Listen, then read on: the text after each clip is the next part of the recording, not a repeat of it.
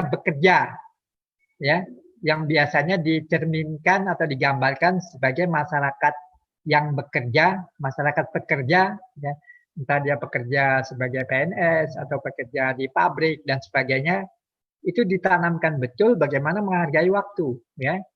Ketika dia kerja di pabrik misalnya, ya, itu selalu dihitung tingkat produktivitasnya, ya, produktivitas individu, orang per orang maupun kelompok, ya. Kelompok ini dalam 1 jam misalnya menghasilkan apa, gitu ya. Ketika dia tidak menghasilkan apa-apa, berarti dia one prestasi atau dia dianggap tidak bekerja sesuai dengan ketentuan, gitu ya. Sehingga hal ini tertanam sehingga dia mempunyai nilai penghargaan terhadap waktu, efisiensi, ya, penghargaan terhadap waktu. Tidak seperti kalau kita lihat kehidupan di desa, kita penuh dengan keadaan yang santai, gitu ya. Santai itu apa ya? Ya santai lah, berleha-leha gitu ya. Misalnya kalau dia petani ladang misalnya, ya, kenapa enggak pagi-pagi ke ladang Pak? Wah santai aja kita tunggu sebentar misalnya. Dia tidak ada kepastian jam 8 harus pergi, tidak ada. Bisa jam 9, jam 10. Demikian juga pulangnya. Pulangnya tidak ada kepastian kapan dia pulang. Ya, bisa jadi jam 5 sudah pulang, jam 7 bisa pulang, bisa jadi masyarakat peladang di desa itu pernah saya lihat pulang ke rumah sampai jam 10 malam, ya enggak? Sampai 10 malam baru sampai di rumah gitu ya. Besoknya gitu lagi, ya.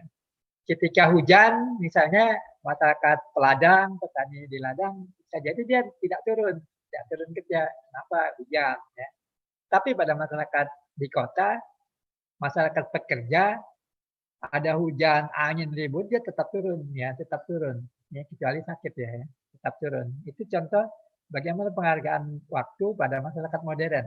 Karena dia 1 hari tidak menghasilkan apa-apa, dia merasa rugi. Ya, dia merasa rugi. Jadi penghargaan terhadap waktu. Sehingga implikasinya lebih jauh, dia tidak mau membuang-buang waktu untuk untuk silaturahmi, ya, bahkan untuk menerima tamu dan bahkan juga membuang-buang waktu untuk bergotong royong tadi ya, bergotong royong misalnya. Karena waktu libur yang ada yang harus itu tidak mau dipakai untuk gotong royong, lebih bagus dia rekreasi dengan keluarganya dan seterusnya. Nah, itulah ciri masyarakat modern seperti itu, ya. Jadi ada penghargaan terhadap waktu, ya. Ada nilai positif, tapi juga ada nilai negatifnya. Nilai negatifnya itu tadi dia berubah mengarah kepada masyarakat yang individualis, ya, individualis. Positifnya dia menjadi manusia-manusia yang produktif, ya, produktif, dia selalu menghasilkan barang dan jasa, ya, barang dan jasa yang punya nilai ekonomi. Yang nilai ekonominya itu ya kalau perusahaan mendapat untung, kalau orangnya, individunya dia mendapatkan upah, ya, mendapatkan upah. Saya lanjut. Pada masyarakat modern berkepentingan dengan perencanaan pengorganisasian yang efisien, ya. Jadi pada masyarakat modern sangat perlu adanya perencanaan yang matang. Tentunya perencanaan ini berdasarkan data-data, ya. Perlu ada pengorganisasian karena ada itu tadi munculnya spesialisasi tadi, sehingga ada pengorganisasian dan efisiensi, ya. Efisiensi juga adalah bentuk daripada penghargaan terhadap waktu tadi, ya, menghargai waktu, ya. Pada masyarakat ini juga cenderung realistis. Realistis itu artinya berpikir secara ilmiah, ya, logis, ya. Hal-hal yang dianggap tidak ilmiah, maka itu tidak perlu perlu diabaikan saja, gitu, diabaikan saja. Misalnya hal-hal yang mistis, mistis kan tidak realistis, maka yang mistis itu dibuang jauh-jauh sehingga dia hanya percaya kepada hal-hal yang realistis, ya. Termasuk saintis itu saintis itu, Pak, ilmuwan-ilmuwan yang sangat terkenal itu biasanya sangat realistis, ya, tidak mau hal yang tidak realistis. Kemudian pada masyarakat ini yakin akan kemampuan ilmu pengetahuan dan teknologi, ya. Jadi dia yakin dengan teknologi itu akan berkembang terus sehingga dia perlu melakukan perubahan-perubahan pola perilaku untuk menyesuaikan diri kepada teknologi yang berkembang, ya, sehingga tidak muncul apa yang disebut dengan gaptek, ya, gagap teknologi, ya. Gaptek itu gagap teknologi itu artinya teknologinya canggih tapi dia tidak bisa menggunakan itu, ya, tidak menggunakan teknologi itu, ya. Ya, jadi dia mampu menggunakan teknologi yang canggih, ya. Apa misalnya? Kita bisa lihat teknologi yang canggih di saat ini kan teknologi itu berkembang sangat jauh sekali. Kita bisa berkomunikasi walaupun jaraknya jauh, kita jarak satu dengan lain ini sudah ratusan kilo lebih, ya. Bisa menyatu di dalam perkuliahan ini, ya. Bayangkan, ya. Dulu kan tidak ada terpikir seperti itu, ya. Nah, ini adalah berkat teknologi yang dikembangkan, teknologi informasi yang sangat canggih, ya. Percaya akan keadilan. Keadilan yang dimaksud pada masyarakat tradisional ini kaitan dengan kehidupan yang demokratis itu, ya. Kehidupan demokratis itu kan mengarah kepada adanya persamaan hak, adanya kebebasan, dan ada keadilan yang harus dibangun di dalamnya, ya. Yang harus dibangun di dalamnya. Kemudian masyarakat modern berhasil dalam rangka membangun kecakapan dan kreativitas, ya. Kenapa demikian? Karena masyarakat modern itu selalu ingin berkembang, ya, selalu ingin berubah, ya, sehingga dia kreatif untuk menciptakan teknologi, ya, kreatif untuk menciptakan teknologi, ya, teknologi baru, ya.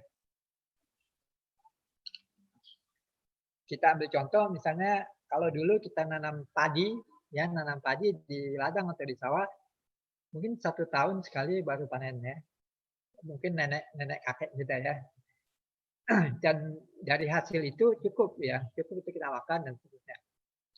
Tapi di dalam perkembangannya ada teknologi yang muncul, sehingga kita sekarang kalau kita nanam padi bisa panen setahun sampai 3 kali, ya, 3 kali. Kenapa? Ada teknologi yang masuk di dalamnya sehingga kita bisa panen sampai 3 kali. Ada pupuknya, ada pupuk, ada bibit yang baik, ada pengairan yang memenuhi syarat, dan seterusnya. Sehingga kita bisa panen sampai 3 kali. Dari panen 3 kali itu harusnya petani pada saat sekarang juga sudah meningkat dari masyarakat petani tradisional menuju kepada masyarakat petani yang modern, ya, karena sudah mengenal pupuk, ya, mengenal pupuk, mengenal bibit, dan seterusnya. Jadi dia sudah juga berkembang kepada masyarakat petani modern, ya. Oke.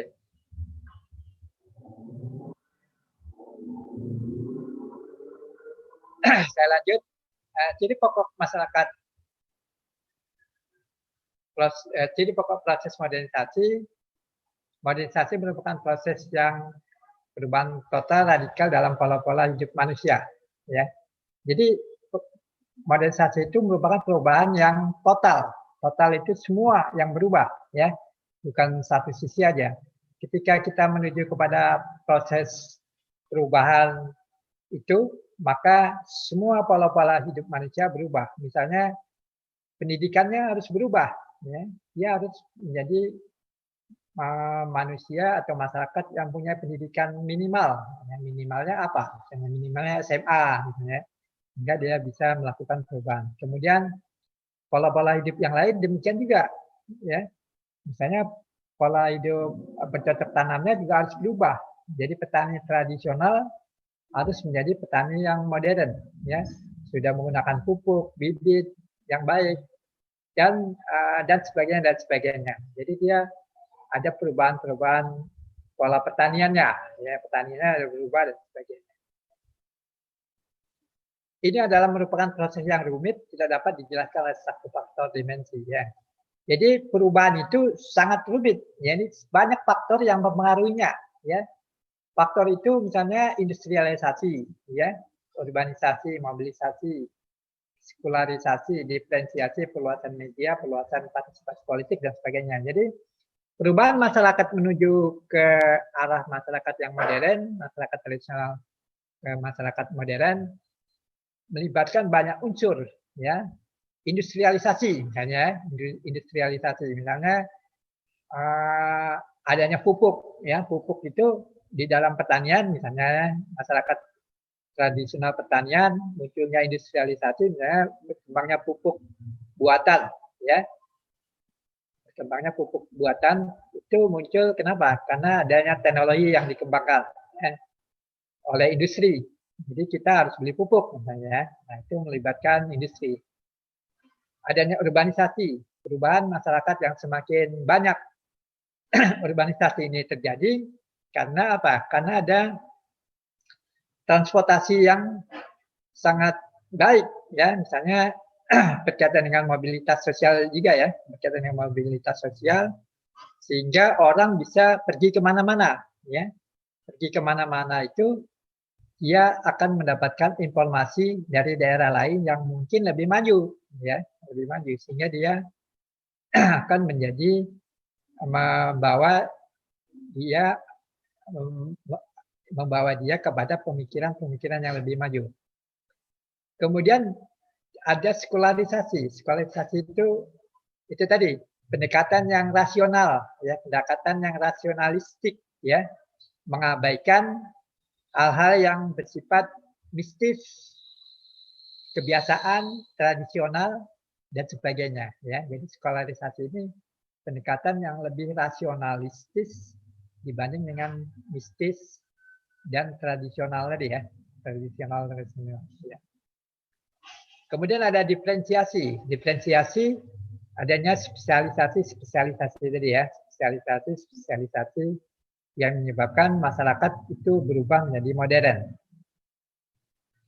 Kemudian perluasan media, ya, perluasan media menggambarkan bagaimana masyarakat mau tidak mau terpapar oleh teknologi komunikasi, informasi dan komunikasi ya. Dia mendapatkan informasi yang sangat luas ya dan seterusnya. Kemudian perluasan partisipasi politik. Partisipasi politik gambarannya sangat luas ya, bisa berupa penggunaan hak pilih, penggunaan hak untuk mengkritik ya, mengajukan saran pendapat ya, dan seterusnya. Jadi proses ini sangat rumit untuk menuju kepada suatu proses modernisasi. Semua banyak faktor yang mempengaruhinya. Ada industri, organisasi dan mobilisasi sosial yang semuanya berasal dari teknologi yang dikembangkan, pola-pola pikir yang sekularisasi, diferensiasi, perluasan media yang memaparkan kita tiap hari pasti mendapatkan informasi ya, informasi baik yang bersifat positif, tapi juga ada yang negatif. Tinggal kita bagaimana memilahnya. Kemudian perluasan partisipasi politik. Perubahan tadi adalah perubahan yang sistemis, perubahan satu faktor dari faktor yang lain. Jadi perubahan itu sangat sistemis, ya, satu faktor mempengaruhi faktor. Dan salah satu faktor yang sangat strategis di dalam perubahan itu adalah pendidikan dan teknologi ya, pendidikan dan teknologi ya. Ketika pendidikan itu berubah, maka pola-pola pikir akan berubah. Demikian juga dengan teknologi. Teknologi yang masuk menyebabkan orang melakukan perubahan sikap dan persepsi. Ya. Dua hal itu sangat berarti di dalam suatu perubahan. Satu perubahan, misalnya ada teknologi yang berubah, maka juga akan menyebabkan perubahan-perubahan yang lain. Ya. Perubahan lain. Misalnya ya, adanya telepon seluler misalnya, ketika itu ada maka menyebabkan ini, menyebabkan itu dan seterusnya, menyebabkan komunikasi semakin cepat, menyebabkan teknologi menyebabkan arus mobilisasi semakin besar, dan itu harus ditunjang dengan pendidikan yang memadai. Bagaimana orang buta huruf misalnya ya, menggunakan teknologi informasi kan tidak bisa, sehingga dia harus ditunjang oleh pendidikan yang mumpuni. Dia juga merupakan proses global, merupakan gejala seluruhnya karena penyebaran dengan teknologi modern yang bersumber dari Eropa dan negara maju ya. Jadi kalau kita lihat perubahan itu merupakan proses yang global yang di dalamnya ada penyebaran gagasan, teknik-teknik modern yang bersumber dari Eropa dan negara maju. Penyebaran gagasan-gagasan ini misalnya apa ya, banyak sekali gagasan-gagasan yang tersebar karena ditunjang oleh kemajuan teknologi modern ya, misalnya gagasan-gagasan tentang isu-isu dunia. Isu dunia sekarang ini apa sih? Isu tentang hak asasi manusia. Itu adalah gagasan penyebaran gagasan yang bersumber dari negara-negara maju kan, manusia harus dilindungi dan sebagainya. Kemudian isu tentang perlindungan lingkungan hidup, misalnya ya, itu juga adalah gagasan-gagasan yang bersumber dari negara-negara maju, ya. Kemudian gagasan-gagasan tentang kehidupan yang demokratis, misalnya ya, dan sebagainya. Selain gagasan-gagasan, juga ada teknologi-teknologi modern yang juga bersumber dari negara maju ya. Teknologi modern seperti kita ketahui ada teknologi informasi, ya kita punya HP dan sebagainya, sehingga kita bisa mengakses informasi dengan cepat dan seterusnya. Dan perubahan menuju modernisasi itu adalah proses jangka panjang evolusinya yang memerlukan waktu. Jadi dia sistemis, tapi dia perubahan secara bertahap. Ya, jadi perubahannya bertahap dari tahap tradisional beralih kepada tahap modern. Ya, jadi tradisional. Kemudian yang penting juga pada proses ini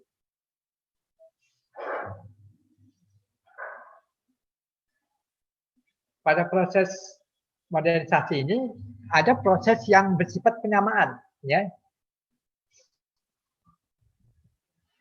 yang membuat masyarakat itu mirip satu dengan lain. Ada proses penyamaan, ya, penyamaan itu banyak sekali ya. Kita ambil contoh ya, misalnya penyamaan yang bersifat fisik, ya, bersifat fisik apa misalnya? Proses penyamaan yang bersifat fisik, misalnya pada masyarakat modern kita memiliki pakaian, misalnya pakaian yang sama satu dengan lain, ya. Pakaian yang kita pakai ini sama dengan pakaian yang dipakai oleh negara lain negara yang paling maju pun, ya, satu sama lain sama, gitu ya. Pertanyaannya kenapa kita tidak pakai pakaian tradisional kita? Ya, kok kita pakai pakaian seperti ini? Itulah disebut dengan proses penyamaan tadi ya, proses penyamaan. Kemudian yang lain lagi ada proses penyamaan teknologi yang digunakan, ya, teknologi yang digunakannya. Kita memakai handphone seluler yang canggih dan sebagainya.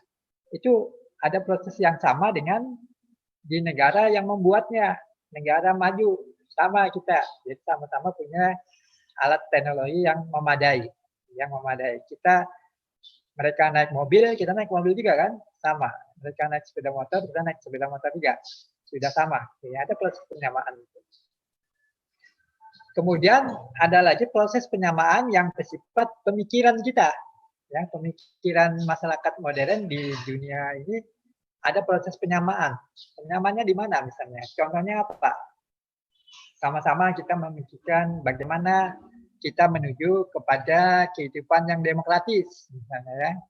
Gitu ya. Kalau idenya demokrasi, kehidupan demokrasi, maka kita menuju kepada kehidupan demokrasi yang sama juga dengan yang dipikirkan oleh masyarakat negara maju seperti itu.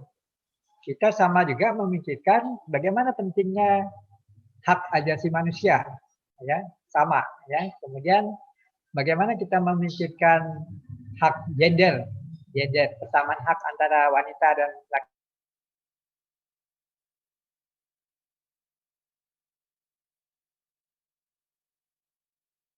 laki-laki juga sama kan? Itu semua sama, gitu ya. Dan persamaan-persamaan itu satu sama lain memungkinkan kita terbina menjadi negara dunia, terbina menjadi negara yang sama, negara yang satu atau negara dunia. Ya.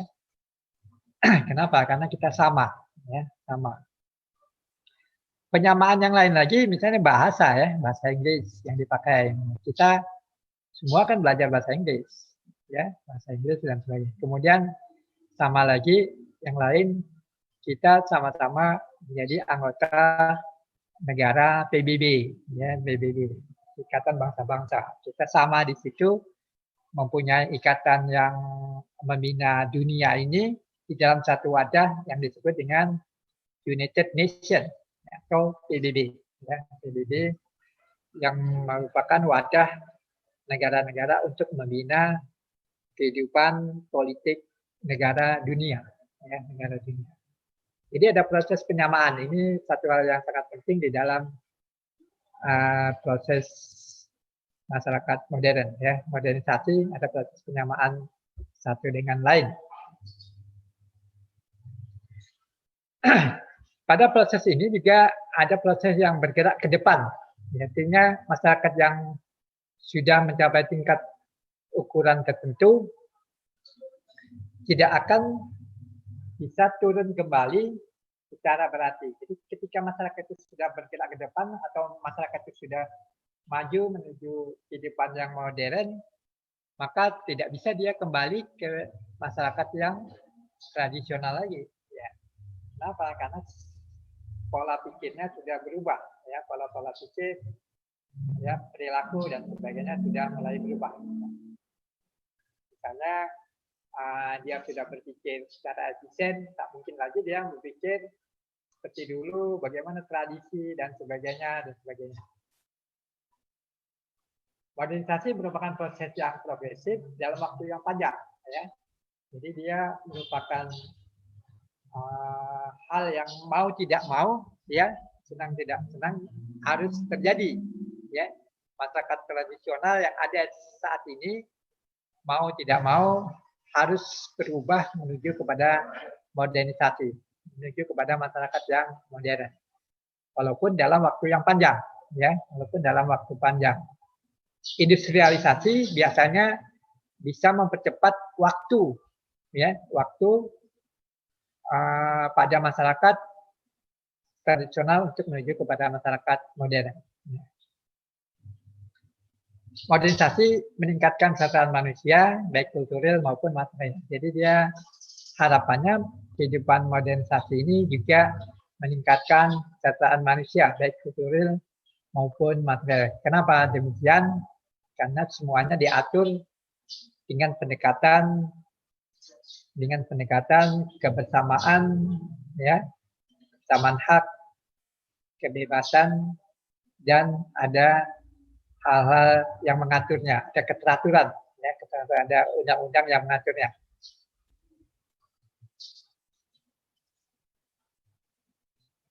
Sampai sini lagi ada pertanyaan?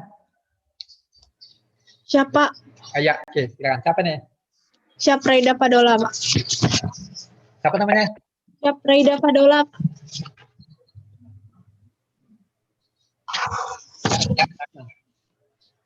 Ya Pak, di sini saya ingin bertanya Pak tentang masyarakat digital 5.0 Pak. Di tengah pandemi ini kan Pak, ya. masyarakat pemerintahan bukan membuat sih Pak, tapi bentar Pak. pemerintah ini berfokus ke masyarakat digital Indonesia 5.0, Pak. Gimana pendapat Bapak tentang masyarakat digital 5.0 itu, Pak? Oke ya, baik. Ini pertanyaan dari siapa tadi? Rida ya? Siap Raida, Pak. Raida Padola ya? Siap ya, Pak. Ya, oke. Kalau kita lihat ya, sekarang ini kan ada yang disebut dengan revolusi industri ya kan? Revolusi industri punya 4.0 ya, 4.0 ya.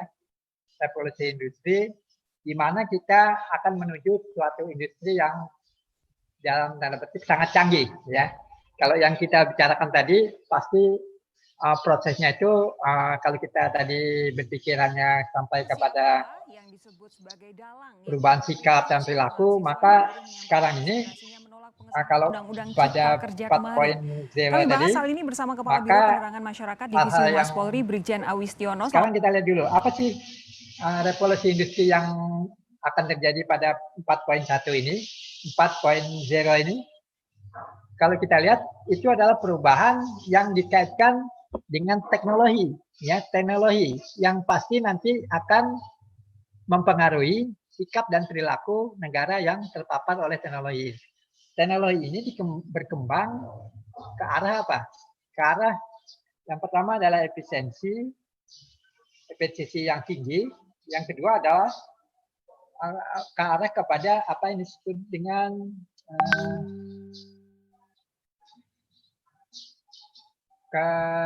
kepandaian buatan, ya apa namanya bahasa Inggris? Kepandaian buatan. Kepandaian buatan itu intelijensi. Saya lupa ya. Ya, jadi dia ke arah kepandaian buatan sehingga muncul nanti apa yang disebut dengan teknologi robotik ya, robotik. Robotik itu asal kata dari robot ya. Robot di mana manusia menjadi aktor membangun atau menciptakan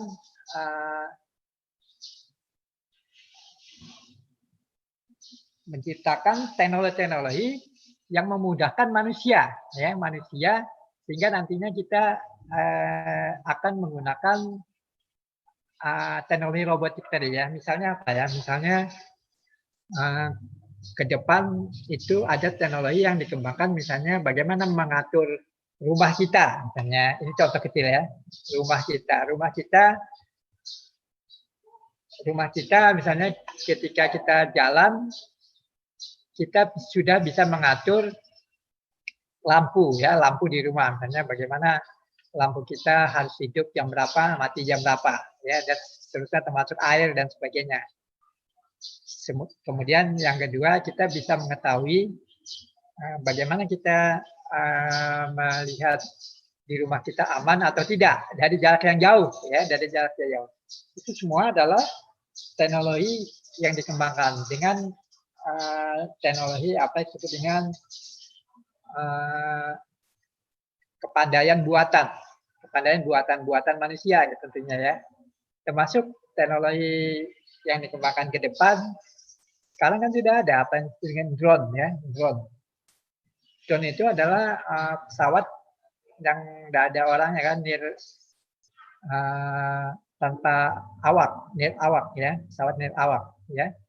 Nah itu sudah bisa sangat canggih mengcover daerah-daerah tertentu dan bahkan dia bisa melakukan penyerangan terhadap objek-objek vital musuhnya. Ya. Jadi ke depan hal-hal itu yang akan berkembang yang menunjukkan adanya gambaran terjadinya revolusi industri. Ya, ini semua adalah revolusi industri. Jadi industrinya ke arah teknologi buatan, ya, kepandaian buatan yang dikembangkan oleh manusia. Atau yang disebut dengan artificial intelligence, ya. Artificial intelligence. Dan itu adalah kondisi yang sangat canggih, di mana kita mau tidak mau pasti akan terpapar itu nantinya. Nah, jadi sekarang kita harus melakukan persiapan-persiapan untuk antisipasi itu ya. Sekarang pun kita sudah mengalami atau melihat itu terjadi kan, terjadi ya. Kita bisa lihat misalnya di TV atau di mana bagaimana Jepang mengembangkan robot yang bisa menggantikan anak kita kalau kita tidak punya anak, dibikinkan robot ya, sehingga orang itu tidak perlu ngasih makan, tidak perlu mengganti kalau dia buang air dan sebagainya. Dia punya anak tapi anak buatan ya, anak buatan yang pintar ya. Buatan yang pintar seperti anak benar. Ya itulah contoh robotik tadi yang digambarkan sebagai artificial intelligence atau kepandaian buatan, ya, kepandaian buatan. Termasuk nanti hal-hal yang lain yang berkaitan dengan kehidupan yang lebih rinci lagi, ya, yang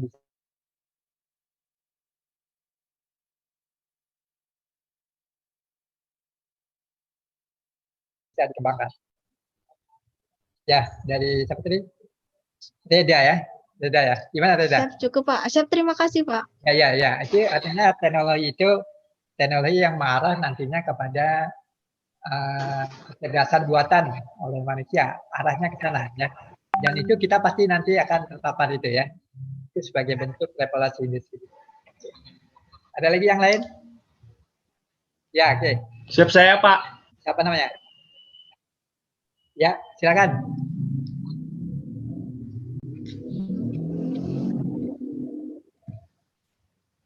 Saya, Kak. Ya, silakan. Ya, siapa namanya? Siapa? Kang. Nur Amin. Ya. Ya, oke. Ya, oke.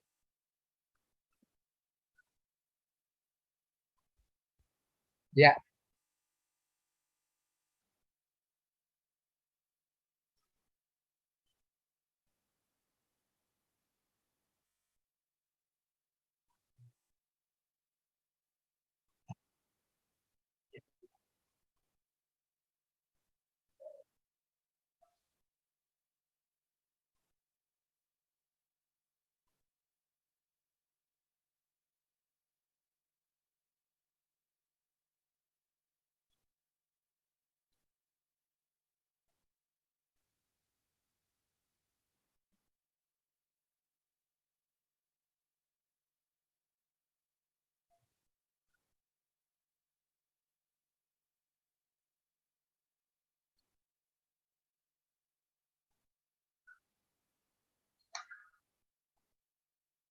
Oke.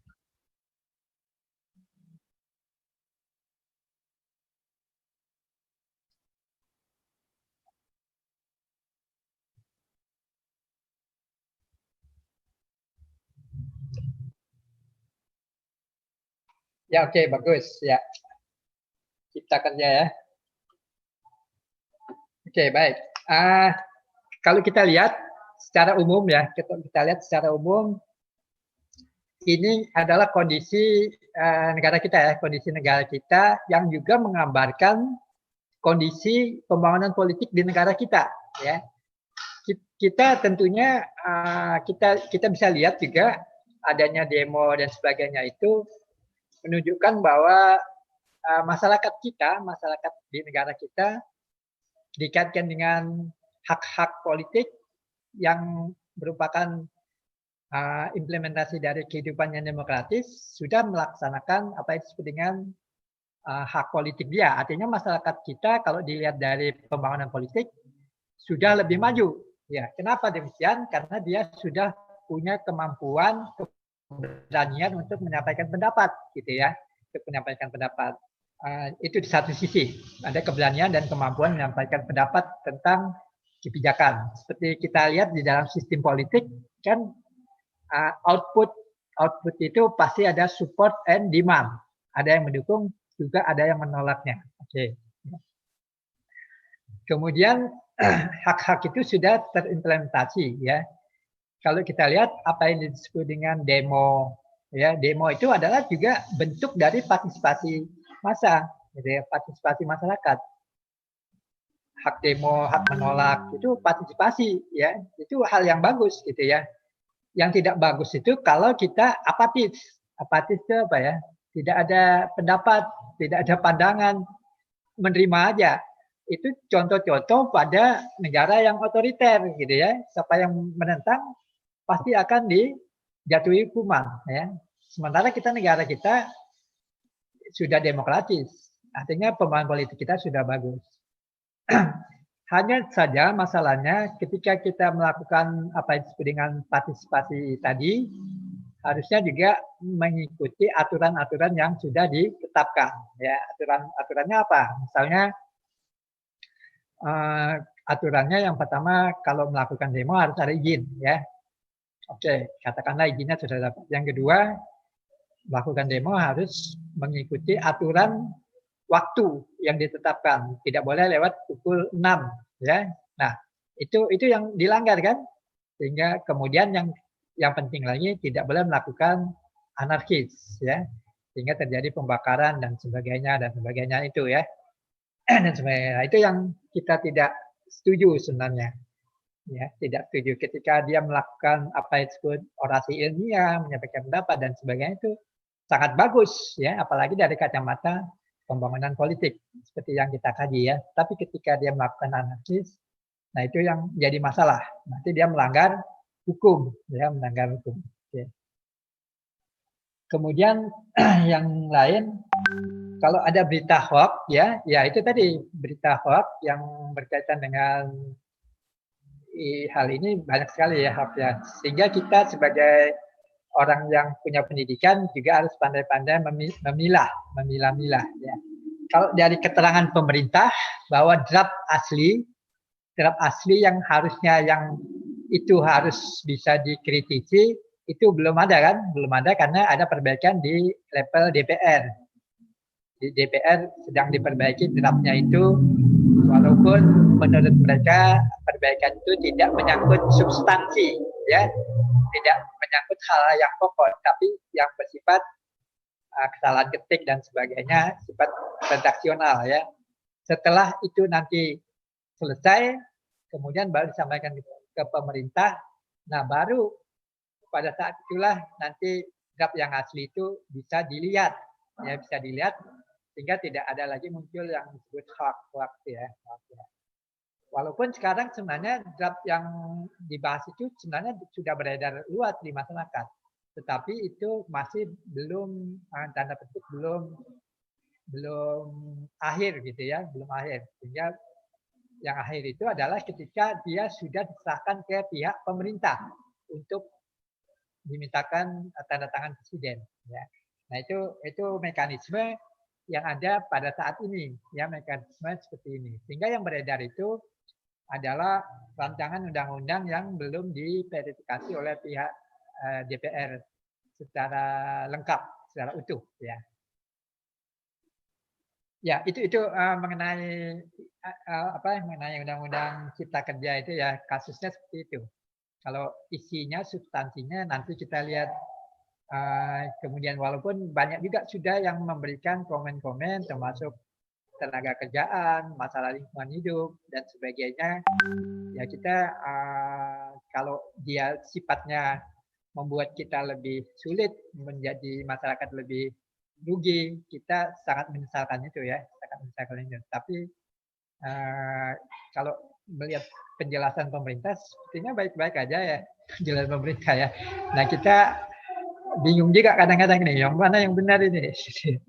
Ya kita lihat dan sampai kita tunggu sampai draft aslinya keluar, nanti baru kita bisa melihat yang mana yang benar, yang mana yang salah. Oke, demikian ada apa? Muhammad Nur ya? Halo? Ya. Ada yang bertanya lagi? Cukup ya? Jadi gambarannya gitu ya. Jadi yang dimaksud draft asli itu menurut mereka itu, menurut anggota dewan adalah ketika nanti sudah diperbaiki di dewan, perbaikan redaksional dan sebagainya, dalam tanda kutip bukan perbaikan hal-hal yang substansi, dan kemudian diserahkan pemerintah. Nah itu baru draftnya itu sudah bisa dipublikasi ya dipublikasikan. Kalau menyangkut hal itu ya. Yang lain saya belum tahu juga nih. Oke. Ya. Ya, oke.